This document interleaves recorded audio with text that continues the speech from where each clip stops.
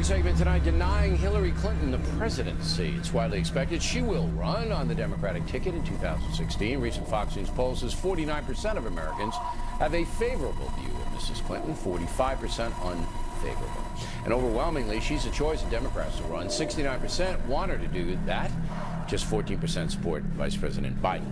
Joins us up in Washington, Fox News political analyst Charles Krautheimer. So not much is going to change as far as Hillary Clinton's concerned in the next 2 years. Her record's her record. How do you beat her? You let reality set in.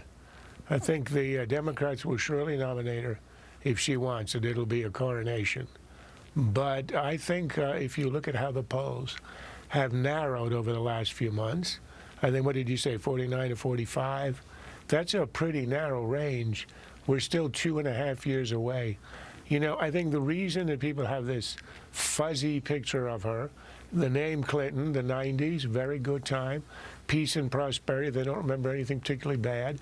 But then as reality approaches and they get to look at her record, this is not going to be an easy run of the presidency once she gets in the general.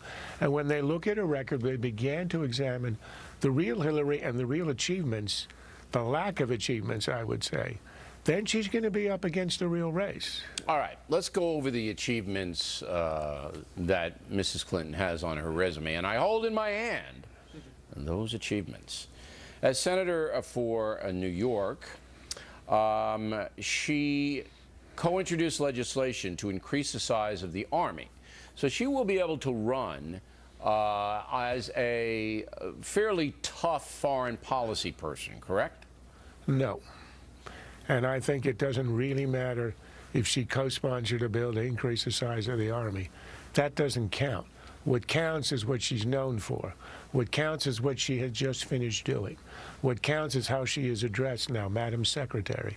She was asked at a forum just a few weeks ago, what is your proudest achievement as Secretary of State? She could not answer the question. She fumbled around, and you know what she ended up saying? I handed off the baton. Can you tell me if there's any great track and field star who is remembered for handing off the baton? In other words, and I ask you, I defy anybody to tell me, to name a single achievement of this person who has been called by Democrats in a very extravagant way one of the great secretaries of state. She has zero achievements. The two things she has done and that she will be remembered for is the disastrous reset policy founded in naivete, gave away the store to the Russians, the fruits of which we can see unraveling right now in Ukraine and Crimea. But she'll blame Obama for that. She's not going to blame She was the Secretary of State. But you know there is the video of her handing it over. Well, then, in other words, you're saying she was a cipher and a nobody. It's either going to say Obama I think that she did it. will repudiate a lot of Barack Obama's policies when she runs. I do. I think that she will get out there and she will say, you know what, I was a good team player, but I didn't agree with X, Y, and Z, and I would have done Obamacare differently, blah, blah, blah, blah, blah. I don't think she's going to run on the Obama ticket. I do not. But she doesn't, when I'm talking about her credentials, her achievements, why should she be president of the United States other than she married a man who became president? Well, the first woman president, she's going to have that going for her. She's going to position herself, and I think you know this, as the champion of women and children. All right, the only thing she did while Senator of New York was she did get a bill passed that mandates a rating system for video games to protect the tykes from, you know, pernicious DVDs and all of that. But that's where she's going to run. I'm your champion, women and children. I'm your champion. Well, I would say the country has just gone through a 6-year, and it will soon be an 8-year experience of electing a man because he would have been a historic first. Completely understandable, but it was one of the reasons that so many people supported him. It was one of the reasons I felt proud to be American the day he was sworn in. But given the record of this amateur who came into the presidency unprepared and the record he's going to leave behind, I'm not sure the country will want to elect a second That's why she's president going to get away. She's going to get away from him. simply to set a precedent.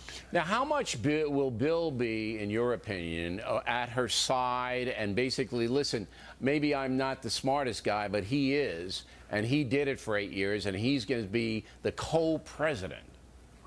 Well, I don't think you run in that way. I don't think you do it explicitly.